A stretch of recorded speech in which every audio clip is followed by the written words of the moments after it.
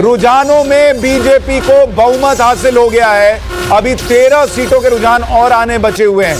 क्या exit poll सही साबित होने जा रहे हैं? हालांकि अभी भी 9 भी नहीं बजे हैं, 45 मिनट की काउंटिंग हुई है और इसमें अभी यह मामला ऊपर नीचे होगा, लेकिन रुझानों में बीजेपी को 36 सीटें मिलना कम से कम अवधेश जी ये तो दिखा रहा है कि नतीजा किधर भी जाए, बीजेपी मान लीजिए एक सेकंड के लिए हार भी जाए अगर, तो भी केजरीवाल बीजेपी के विधायकों को उठवा के मार्शल से बाहर तो नहीं फेंक पाएंगे।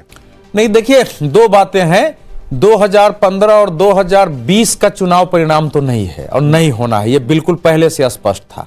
तो 2025 में क्या चुनाव परिणाम होगा उस पर आना था।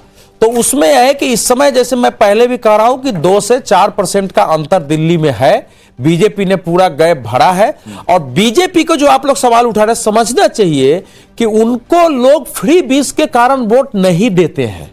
राजस्थान में कांग्रेस के फ्री बीज की घोषणाओं के बावजूद आपको वोट मिला है। हरियाणा में आपने भी किया, लेकिन कांग्रेस की तो पूरा घोषणा पत्र ही फ्री बीज का था, नया कुछ था ही नहीं। 7 पॉइंट का घोषणा पत्र था। बीजेपी क्यों लाई? बीजेपी फ्री बीज क्यों लाई है? इसका मैसेज जो आपने कहा है वो हार करके कि केजरीवाल से लड़ना है। उनकी स्टेट यूनिट जो थी वो तो ज्यादा मांग रही थी कि केजरीवाल जी अगर बस का भाड़ा फ्री कर रहे हैं तो हमको फीडर देना चाहिए महिलाओं को मोहल्ले से लाके। मुझे बीजेपी के नेता बता रहे थे, तभी हम जीतेंगे। हम पानी जो है कि आज की डेट में मान लीजिए यही नतीजा रह गया 37-20 का और बीजेपी की सरकार बन गई, कल को बिहार के लोग नहीं मांगेंगे। चारों तरफ से डिमांड उठ रही है, कहां से दीजिए? बिल्कुल तो फिर जो नरेंद्र मोदी सरकार कहती रही कि इससे देश डूब जाएगा, बिल्कुल डूब जाएगा। मुफ्तखोरी देश के लोगों को काहिल बनाना है, उनको स्वावलंबी और मेहनती बनाने से दूर करना है, परिश्रमी। ऐसा देश तो विश्व गुरु नहीं हो सकता है, इसलिए इसको तो खत्म करना पड़ेगा। लेकिन एक बात जो आप लोग बार बार इस पर चर्चा हो रही है, अगर 37 सीटें भी आम आदमी पार्टी की आएगी तो मुझे नहीं लगता कि इस समय बीजेपी सरकार बनाने की कोशिश करेगी, क्योंकि एक जनादेश होगा वो 37 हो 40 हो, अभी सरकार चलेगी। आम आदमी पार्टी अपनी आंतरिक जो उनके अंदर समस्याएं पैदा हुई है उससे उसका टूटना तय होगा। आनंद भाई, क्या अगर ये स्थिति है कि आप ये कह रहे हैं कि भाई केजरीवाल को रोकने के लिए फ्री भी जरूरी था, सब मान रहे हैं, लेकिन अब ये रुकेगा कैसे अगर आप जीत गए? बहुत देखिए, एकदम ठीक बात कही उन्होंने, लेकिन ये समझना कि इस इलेक्शन में ही फ्रीबीज दिए जा रहे हैं ये गलत होगा। पिछले 10-15 सालों से जिस तरह का अगर हम ट्रेंड देखें, हर पार्टी फ्रीबी प्रॉमिस कर रही है, हर पार्टी फ्रीबी डिलीवर कर रही है। बस डिफरेंस ये है कि फ्रीबी और वेलफेयरिज्म में जानबूझ के पॉलिटिशियन ने वो लाइन जो होती है ना श्याम जी, वो ब्लर कर दी है। लोग ये कंफ्यूज हो गए हैं कि फ्रीबी क्या है, वेलफेयरिज्म क्या है। अब मैं अगर आपसे पूछूं, एक आपके सवाल दूं, जो पुअर पॉपुलेशन है हमारी, वो भी इनडायरेक्ट टैक्सेस देती है। वो अगर तेल साबुन खरीदते हैं, उनके पास जितना पैसा हो तो उन्हें टैक्स जाता है। उसमें अगर उनको 2100 रुपए पर मंथ फ्री मिल रहा है, उसको आप फ्री भी मान रहे हैं। लेकिन मिडिल क्लास को जब आपने 2 लाख रुपए टैक्स हटा दिया, उसको कोई फ्री भी नहीं कह रहा है। आप देख रहे हैं क्या तो लोग भूल गए हैं फ्रीबी क्या है, वेलफेयरिज्म क्या है। अब मेरे ख्याल से मदर ऑफ ऑल फ्रीबी, जो सारी फ्रीबी का मदर है, जो कोई पॉलिटिशियन टच करने को हिम्मत नहीं है, वो है एमएसपी।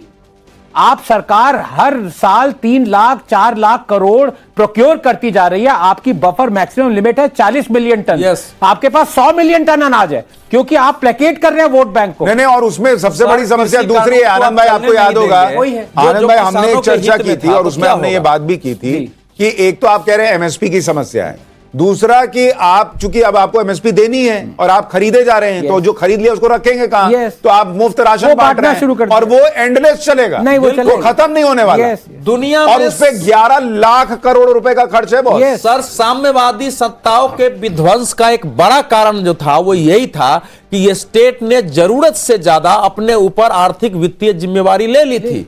भारत अगर उस दिशा में बढ़ेगा, देखिए भारत के किसानों का संपूर्ण उपज किसी सरकार की हैसियत नहीं है खरीदने के लिए, उसके लिए ढांचा बनाने की जरूरत थी।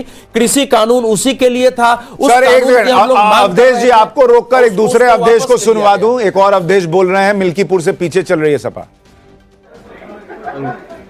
और हमारे नेता माननीय अखिलेश यादव जी की कृपा पर यकीन और विश्वास के साथ मैं कह सकता हूं और कह रहा हूं कि भारतीय जनता पार्टी ने यूं तो बेईमानी का पूरा रिकॉर्ड तोड़ दिया गया।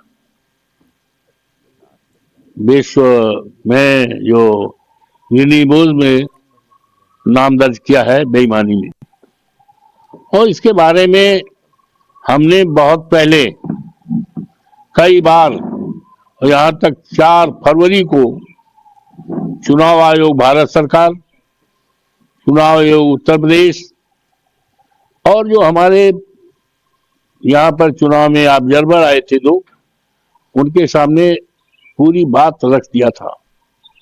एक एक अक्षर उन्होंने पढ़ा और जो जो शिकायतें और संभावनाएं थी जिनके बारे में मैंने उनको पूरी तरह से, और यहाँ के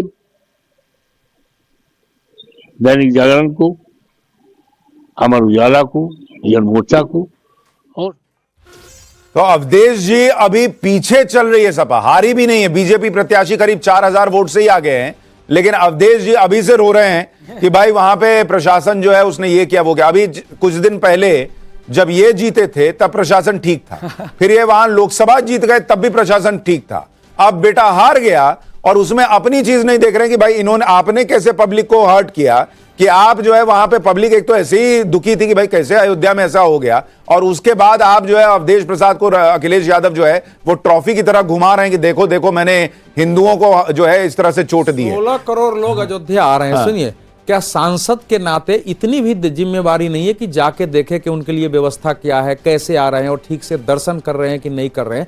ये तो सामान्य सांसद की अशोक यादव जी समाजवादी पार्टी से, वो भी नहीं अशोक करने भाई के लिए अभी तो 4000 वोट से कैंडिडेट आ गए, उसके पहले ही अवधेश जी ने इसको बता दिया कि गलत चुनाव आप लोग बता रहे हैं। फिर आप लोग 2027 लड़िएगा या नहीं लड़िएगा, क्योंकि यही केंद्र की सरकार 27 में रहेगी, वही योगी रहेंगे। फिर आप लोग कहेंगे कि ये लोग लड़ने नहीं दे रहे, जीतने नहीं दे रहे, फिर तो आप वहां भी हारेंगे। सुशांत जी देखिए, 2 बातें हैं। पहली बात जो आपने कहा कि वहां से मिल्कीपुर से हम हार रहे हैं, तो माफी मांग रहा हूं, बड़ी खबर, अमानतुल्लाह खान ओखला सीट से पीछे हो गए। रुझानों में बीजेपी ओखला सीट पर आगे चल रही है, ये बड़ी खबर है। ये बड़ी खबर आती हुई अमानतुल्लाह खान पीछे चल रहे हैं। क्या इसकी बड़ी वजह अमित ये हो सकती है कि वहां पर बीजेपी जो है उसके अलावा बाकी लोगों ने मुसलमान कैंडिडेट उतारे तो मुस्लिम वोट बढ़ गया, ऐसा हो सकता है? क्या ये ओवैसी फैक्टर हो सकता है? देखिए, ओवैसी फैक्टर हो सकता है, लेकिन आजकल जो है बीजेपी को हराने वालों के साथ ही पूरी की पूरी जो मुस्लिम या जो अल्पसंख्यक वोट है वो उधर जाती है। निश्चित तौर पर ओवैसी की पार्टी का कुछ असर होगा, लेकिन बहुत ज्यादा मुस्लिम वोट बटेगा उसकी उम्मीद कम लगती है मुझे, क्योंकि अब ऐसा होता नहीं है। आनंद रंगनाथन, ये भी हो सकता है, अभी हमने सुना था कि एक बड़े कट्टर भाई साहब थे, उन्होंने कहा कि मैं बीजेपी के लिए पहली बार वोट देकर आया हूं। क्या मुसलमान ने बीजेपी के लिए वोट किया हो? ये भी हो सकता है। देखिए, उससे अवधेश जी करें नहीं हो नहीं सकता। हाँ, मतलब अब ये मैं अब या तो आम आदमी पार्टी को जाऊं तो कॉन्स्पिरेसी थ्योरी बिलीव करने लग जाऊं लेकिन ये जो जैसा आपने कहा, आ रहा हूं अभिषेक जी। हाँ। जैसा आपने कहा कि ये वोट कटिंग वहां पे हुई है, तो कई लोग कहते हैं Owaisi is the B team of BJP. नहीं, they are not the B team of BJP, they are what they are. वो आप किसी भी स्ट्रॉन्ग मुस्लिम स्ट्रॉन्ग होल्ड में अगर आप ओवैसी को लगाएंगे तो दे विल, लोग कंफ्यूज होंगे, क्योंकि आपका भी जो कैंडिडेट है ना उसने भी डिलीवर नहीं किया पिछले 10 साल से।